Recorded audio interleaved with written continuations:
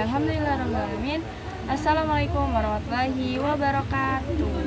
Oke, yang pertama yang terhormat Abi Hanif dan Umi Ida selaku pengasuh Pondok Pesantren Seperti Lareba Hanifida, dan yang terhormat pula untuk jajaran para guru dan para pengurus dan staf dari Lareba Hanifida dan teman-teman yang berbahagia. Oke, pertama-tama perkenalkan, nama saya Ainur Isma. Saya dari kelas 12 MA Lareba Hanifida.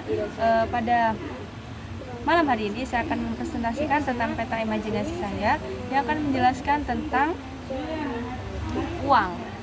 Nah, jadi yang pertama, apa itu uang? Jadi menurut Rowling G. Thomas, uang itu adalah suatu benda yang mudah dan dapat diterima oleh umum, dan mudah dan umum dan dapat diterima oleh masyarakat. Tuh, yang biasanya digunakan untuk pembayaran pembelian, itu menggunakan uang. Kemudian di cabang selanjutnya itu ada syarat-syarat uang. Jadi syarat-syarat yang harus terpenuhi apabila kita tuh mau membuat uang. Yang pertama, itu harus diterima oleh umum atau acceptability. Jadi kalau kita membuat uang, maka uang itu harus bisa diterima oleh masyarakat umum. Kemudian nilainya harus stabil. Jadi nilai dari uang tersebut harus bernilai stabil.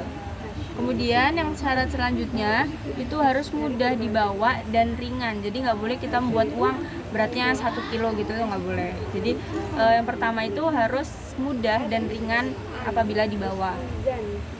Kemudian syarat selanjutnya itu adalah tahan lama. Jadi kalau kita membuat uang itu harus menggunakan bahan yang tahan lama. Sekiranya apabila digunakan sehari-hari itu tidak rusak. Kemudian di cabang selanjutnya itu ada fungsi-fungsi dari uang. Jadi fungsi dari uang ini terbagi menjadi 2. Yang pertama itu ada fungsi asli atau yang primer. Terus yang kedua itu ada fungsi yang turunan atau sekunder. Nah, untuk yang pertama itu ada fungsi yang asli atau primer. Itu biasanya digunakan untuk alat tukar, kemudian satuan hitung, dan alat penyimpanan nilai. Itu biasanya yang fungsi yang asli. Tetapi untuk yang fungsi turunan atau fungsi sekunder itu biasanya digunakan untuk alat pembayaran transaksi. Kemudian juga biasanya digunakan untuk alat pembayaran utang, dan yang terakhir itu biasanya digunakan untuk penimbun kekayaan, itu menggunakan uang. Jadi fungsi-fungsinya itu uang. Kemudian yang terakhir itu ada jenis-jenis dari uang. Nah, jadi jenis-jenis dari uang ini terbagi menjadi 4. Yang pertama itu berdasarkan lembaga yang menerbitkannya. Jadi kalau lembaga yang menerbitkannya itu terbagi menjadi 2. Jenis uang itu dibagi menjadi 2. Ada yang pertama ada yang uang kartal, dan yang kedua itu ada uang giral. Uang giral itu maksudnya kayak seperti uang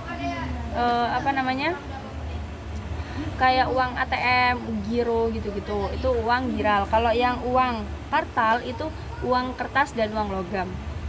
Kemudian berdasarkan bahan-bahan yang digunakan untuk pembuatan uang itu terbagi menjadi 2. Jadi ada uang logam dan uang kertas. Kemudian yang selanjutnya ada berdasarkan nilai nominalnya. Jadi yang itu terbagi menjadi 2, yaitu ada uang nominal, dan yang kedua itu ada uang intrinsik. Nah, kemudian yang terakhir itu ada berdasarkan negara yang mengeluarkan uang tersebut. Jadi yang kalau berdasarkan negara itu terbagi menjadi 2. Yang pertama itu ada domestik. Domestik itu yang ada di dalam negara tersebut.